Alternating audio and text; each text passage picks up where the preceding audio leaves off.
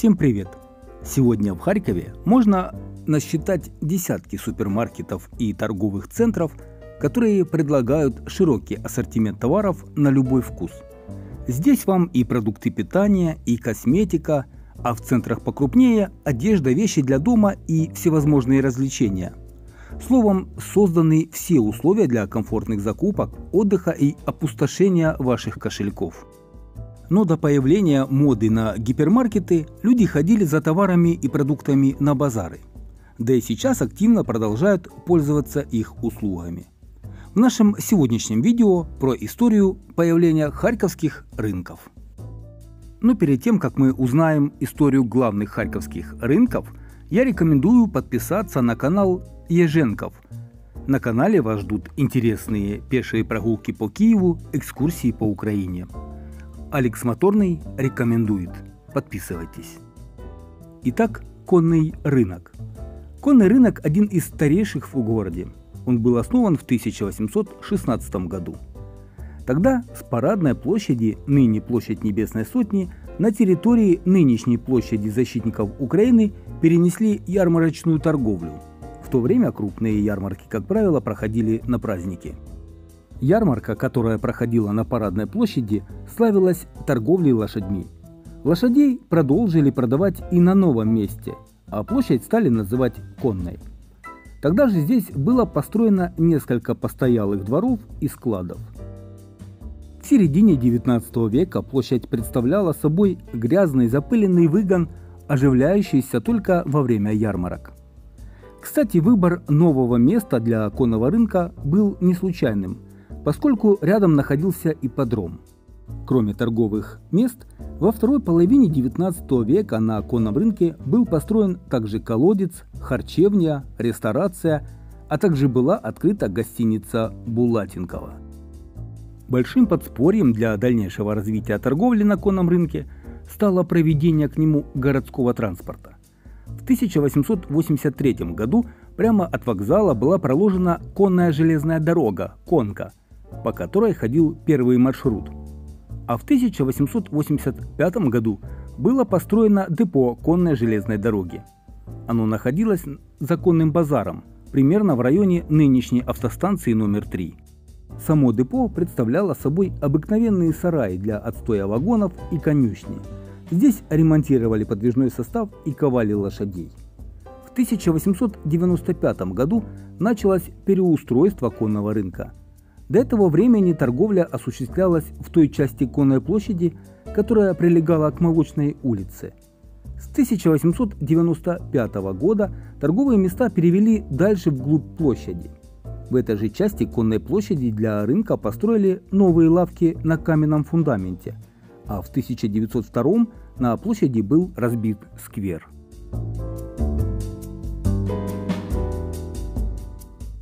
В первые годы советской власти на площади проводились парады частей Харьковского гарнизона, посвященные революционным праздникам. В связи с празднованием 20-летия революции 1905 года конная площадь была переименована в площадь Восстания. С 1936 года она стала площадью Декабрьского восстания, а с 1954 года ее снова вернули к предыдущему названию. Через 10 лет городскими властями было принято решение о реконструкции рынка. Был утвержден проект со строительством крытого корпуса торговых мест. Уже в 1967 году торговый зал на 1000 мест, здание столовой и гостиница «Дом колхозника» были приняты в эксплуатацию. Последний раз рынок обновлен к проведению в городе Евро-2012. Центральный или Благовещенский рынок. Благовещенский базар, хотя и занимал в центре города огромную площадь, был в основном не вымощен, грязен и по санитарному благоустройству являлся худшим в городе. Так описывали Блахбас в газете «Южный край» от 1914 года. И это при том, что на то время рынку было 80 лет. Хотя в 1834 году, когда началась история его строительства, рынок был еще не таким масштабным и, соответственно, не таким грязным. В 1834 году на Благовещенскую площадь перевели Сенной базар. с уже известной нам Парадной площади, которая в те годы стала носить название Михайловская. Тогда базар располагался вокруг Благовещенской церкви, в связи с чем и получил свое новое название.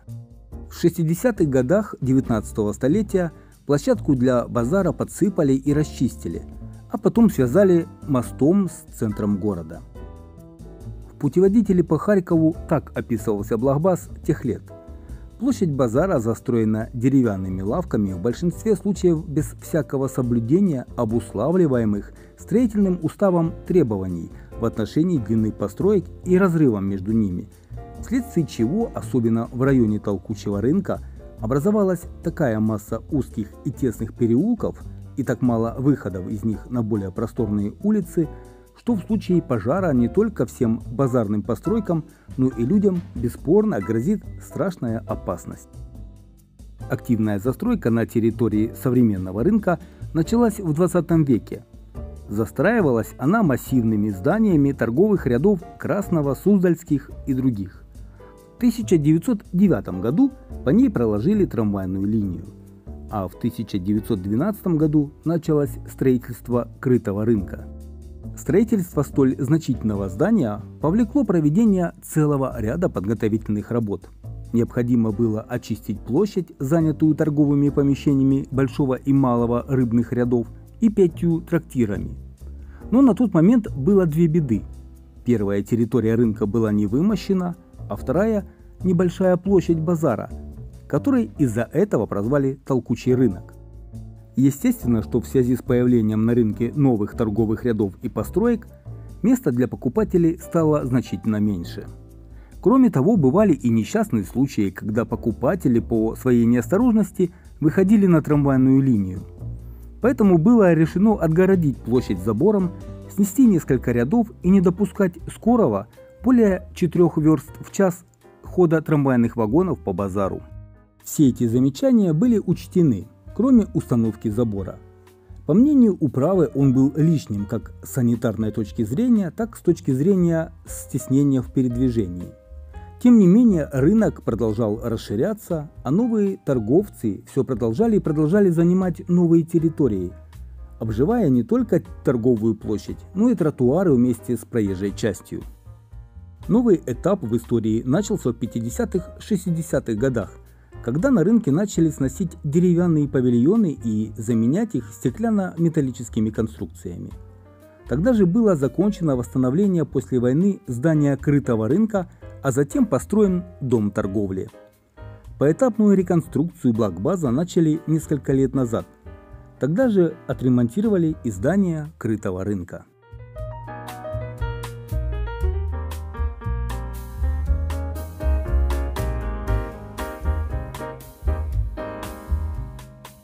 Сумской рынок. История Сумского рынка не так увлекательна, как Конного или Центрального. По своим масштабам он также немного уступает место остальным торговым точкам Харькова и сегодня по сути является просто продуктовым торговым центром. Об этом рынке сохранилось не так много сведений. Во многих источниках написано, что Сумской рынок был основан после войны в 1947 году. Но также в других источниках указано, что торговля на пересечении нынешних улиц Культуры и Тринклера велась задолго до этого. Со временем рынок получил цивилизованный вид, был построен крытый корпус.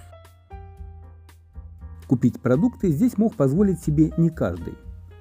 Харьковчане рассказывают, что даже торговаться здесь было как-то неприлично. Рынок всегда считался самым дорогим, но при этом здесь можно было купить самые свежие продукты и даже те, которые в советские времена было трудно достать в других магазинах, а особенно на базарах. Харьковчане называли рынок профессорским. В 1964 году по решению городского исполкома было возведено новое здание площадью 7642 квадратных метра на 520 торговых мест. В нем были бассейны для живой рыбы, громадные аквариумы на несколько тонн рыбы, полы из ковровой плитки, на стенах художественная роспись, над главным входом витражи. Обновленный Сумской рынок, такой каким мы его знаем сейчас, открылся после реконструкции в 2015 году. Барабашово – самый молодой рынок Харькова, за 20 с лишним лет успел стать самым большим в Украине и одним из крупнейших в Восточной Европе. Торговый центр появился в 1995 году на незастроенной площадке к западу от станции метро Академика Барабашова. Тогда на этом месте располагался небольшой стихийный продовольственный рынок, куда ходили за покупками жители ближайших микрорайонов. Самая первая торговая площадка – это так называемые каменные ряды или просто Каменка. Вслед за этим территория торгового центра расширилась на юг и на северо-запад. Здесь же находится первое здание, в котором располагалась администрация торгового центра. Территория рынка начала активно застраиваться в начале 2000-х годов. В то время был построен и открыт дополнительный выход из станции метро Академика Барабашова. Новые автостоянки, торговые контейнерные ряды продолжали активно строиться последние 10 лет. В 2013 году появилась идея масштабной реконструкции этой территории с пробивкой новой дороги. Необходимо было избавиться от транспортной проблемы, поэтому было решено продолжить проспект Юбилейный до станции метро Киевская. Всю зону пробивки новой дороги запланировали очистить от павильонов, а параллельно метромосту через реку Харьков провести автомобильный мост. Транспортный путепровод планировали построить еще много лет назад, даже установили опоры, но проект завис в воздухе. А возле станции метро Киевская должна была появиться двухуровневая транспортная развязка. Также стихийные павильоны на рынке хотели заменить крупными торговыми центрами. Рынок планировали сделать компактнее и вместе с прилегающей территорией образовать полноценный район. Идея зависла на долгие годы. И вот в ноябре 2022 года на странице рынка в Facebook появилась информация, что концерн АВЭК завершил разработку концепции восстановления торгового центра Барабашова. Рынок или торговый центр Барабашова, серьезно пострадавший в результате российских бомбардировок весной-летом 2022 года, ожидает масштабная реконструкция. Концепция восстановления предполагает превращение Барабашова в торговый город европейского типа с зданиями торгового, офисного, жилищного и социально-культурного назначения. Концепция реконструкции торгового центра разрабатывается в тесном сотрудничестве с харьковским городским головой Игорем Тереховым и будет интегрирована в общегородской план послевоенного восстановления Харькова. На территории рынка Барабашова уже проведен демонтаж разрушенных объектов. Сам мэр города Харькова Игорь Терехов заявил, что рынок Барабашова будет снесен. На его месте будет строиться ранее запланированная дорога, жилые микрорайоны и офисные здания. Торговая часть останется, но не в таких масштабах. Рынок получил значительные повреждения в результате обстрелов, и восстанавливать это не имеет смысла. Такова история появления главных харьковских рынков. Благодарю за внимание, подписывайтесь на канал, до новых встреч!